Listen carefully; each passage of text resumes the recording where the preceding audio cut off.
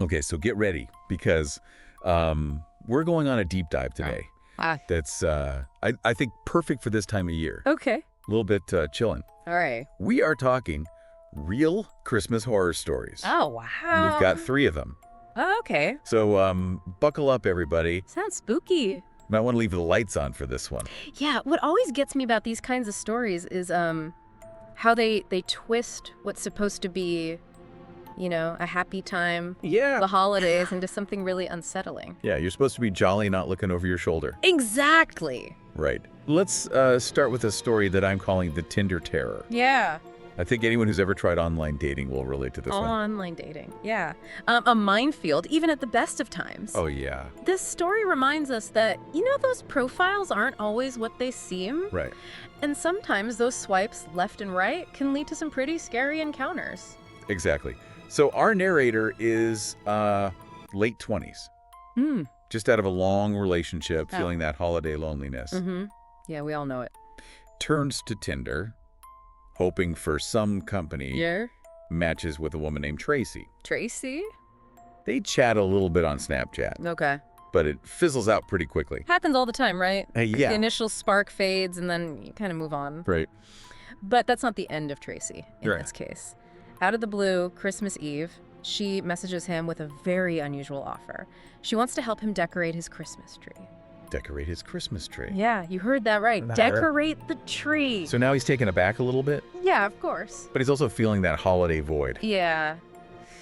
I can see that. So he agrees. Mm-hmm. He scrambles to clean up, get some wine, all the usual first date prep. Yeah. But as Tracy arrives, a few things start to seem off. Okay. Now here's where those little details I think become so important. The narrator mentions her perfume being really strong, almost overpowering. That could be just, her style. Yeah. Or it could be masking another smell. Interesting. Something she doesn't want him to notice. Think about that. Yeah, good point. And she spills her wine almost immediately. So is she clumsy? Mhm. Or maybe, is this a deliberate move to distract him? It could be. Maybe make him feel obligated to clean it up. Yeah. Get him off guard. Exactly. Little things can be huge red flags. And as they're talking, she's different from her profile. She's way taller. Mhm. Sits uncomfortably close. Seems older than her pictures. It's like, He's getting a bad feeling. Yeah. But then things take a seriously dark turn. He has some of the wine that Tracy brought, and the next thing he knows, he is blacking out. Backing out is terrifyingly common.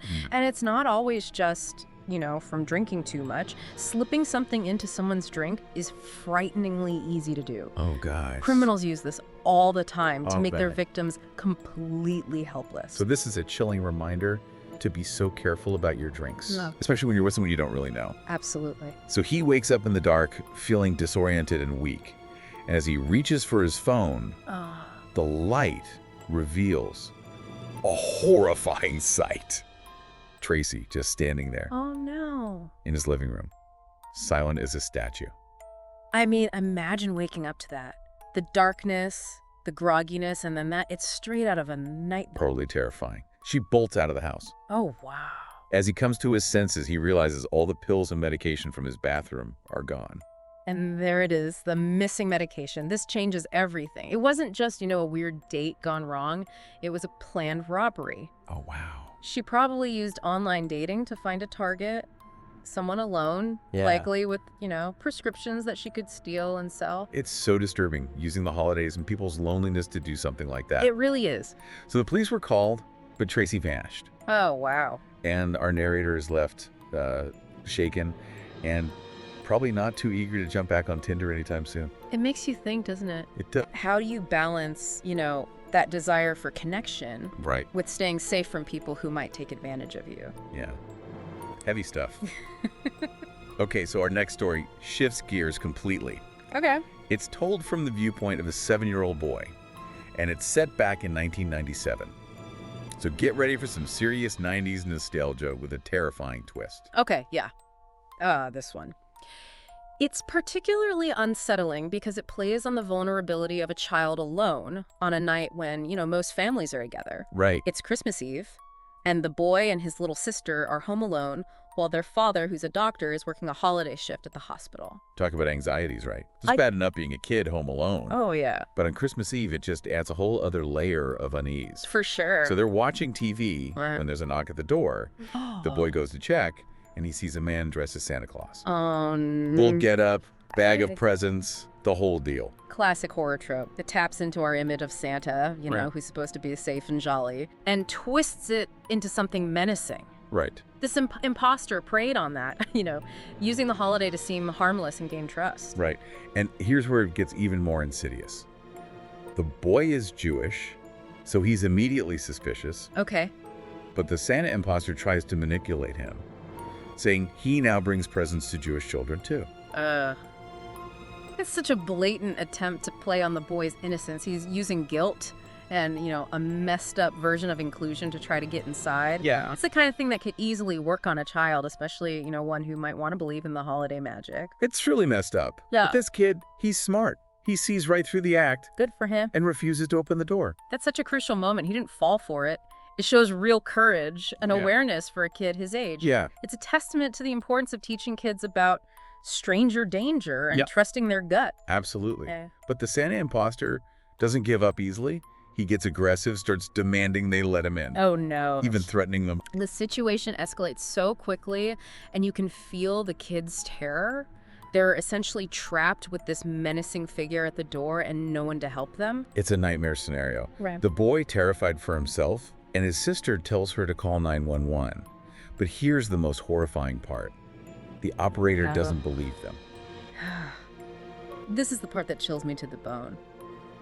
They're already terrified reaching out for help, and they're dismissed. It's awful. It makes you realize how important it is for emergency responders to be trained to recognize real distress, even when it's coming from children. It's heartbreaking and a reminder that systems don't always work the way they should. Yeah. Especially for the most vulnerable. It makes you wonder, you know, how do we ensure that kids are heard and taken seriously when they report danger? It's a question we need to keep asking. Absolutely. But back to our story. Things are about to get even more intense. Okay. What would you do if you were trapped in this situation? I don't know. I don't know. I'd like to think I'd do the right thing, but who knows? Well, we'll find out what happens next time, so stay tuned. Okay. See ya. See ya. So we've got these kids home alone facing this creepy Santa imposter, and the 911 operator isn't taking them seriously. Right.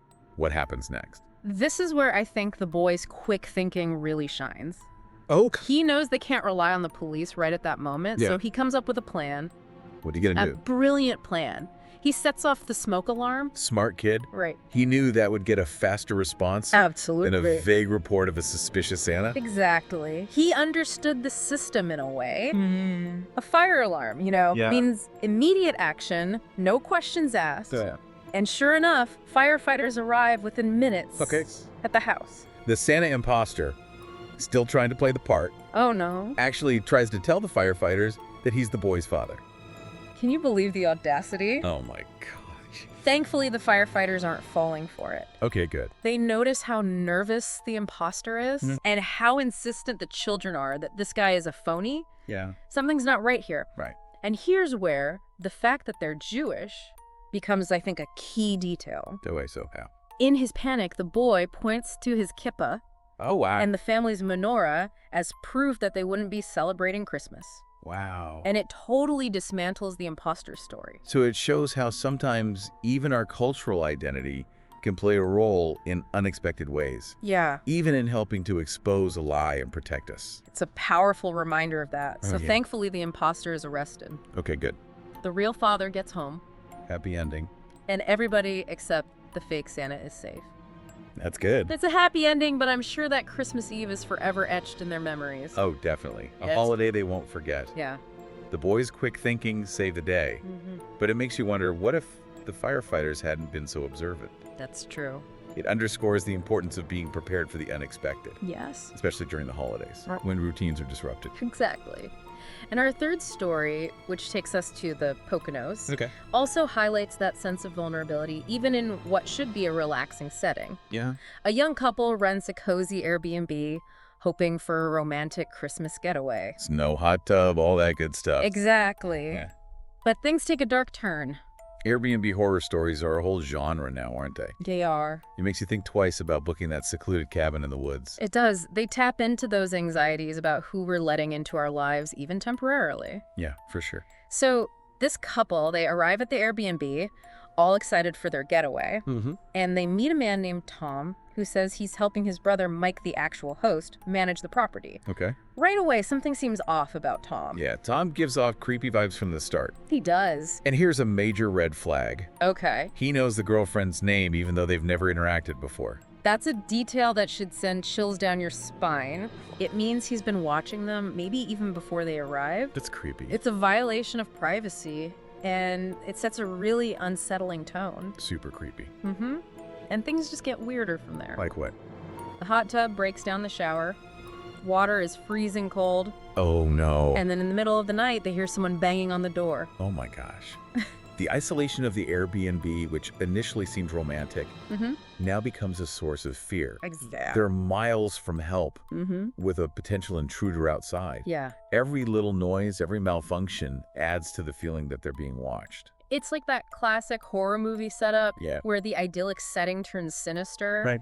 And the next morning they find fresh footprints in the snow, even though it snowed all night. Oh, wow. It's like someone was walking around the house observing them. So the feeling of being hunted intensifies. Yes.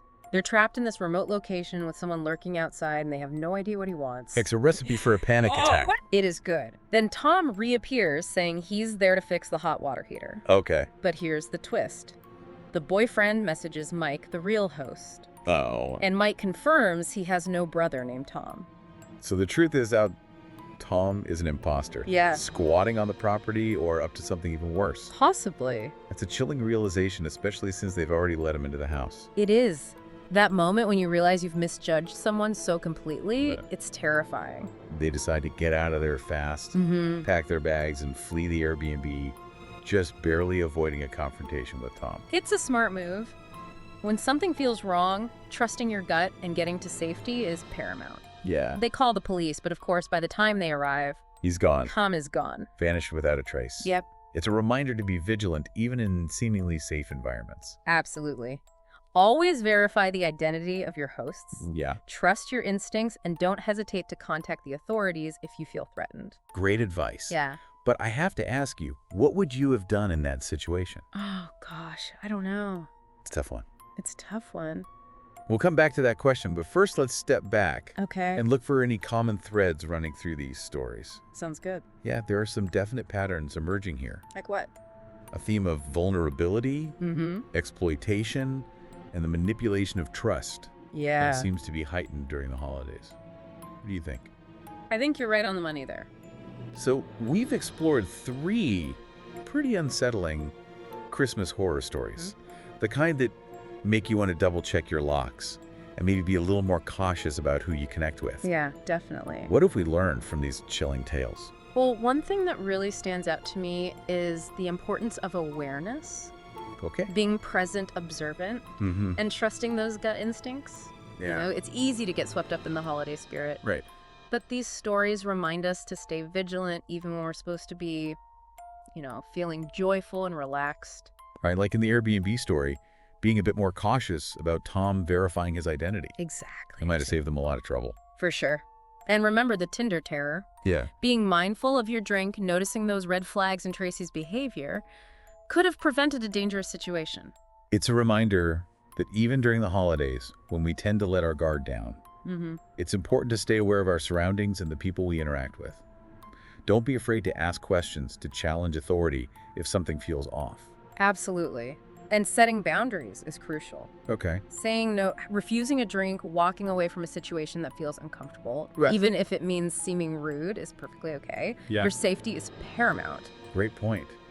And of course, being cautious online, especially with people you haven't met in person, is a must.